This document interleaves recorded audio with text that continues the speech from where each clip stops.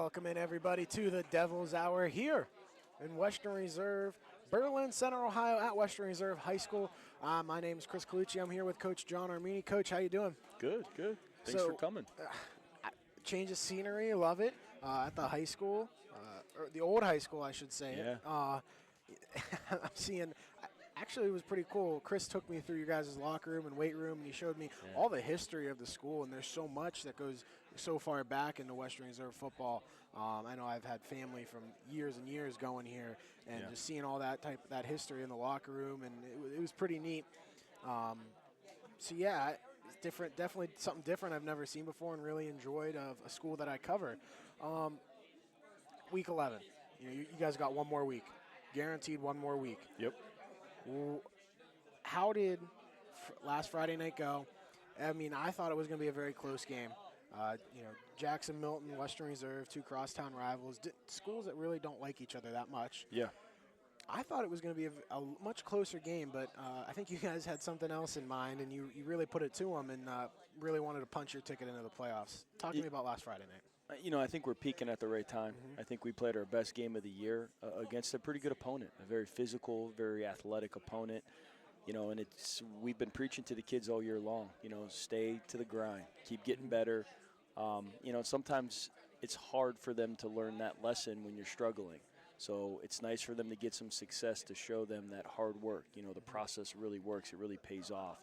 Because we're playing a lot of young kids. We have a lot of young kids that have key roles for us. And they need to learn. They need to learn that process. They need to learn how to grind during a 10-week season. But I think they're starting to catch their stride, which is exciting. East Palestine having to travel about a 45-minute drive-ish? Closer than that. Closer than that? Yeah. Oh, that's not. 25 minutes. Oh, geez. I don't know what the heck I'm thinking. Yeah. A closer drive than some other schools are going to have to face. Yeah.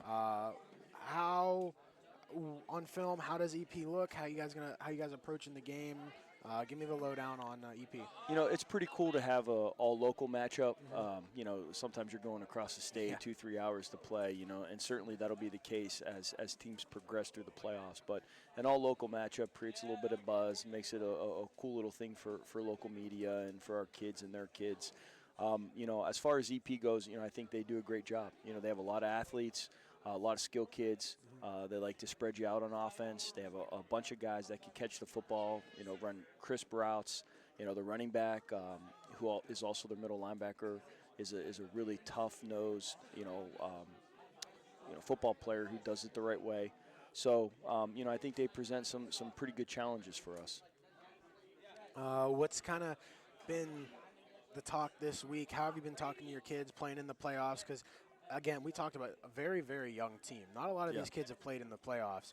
How are you going to how are you been talking to the young kids that really haven't played any playoff football? Yeah. Well, I think it's important, to keep the routine pretty similar. So we're creatures of habit. Yep. Most good football programs are.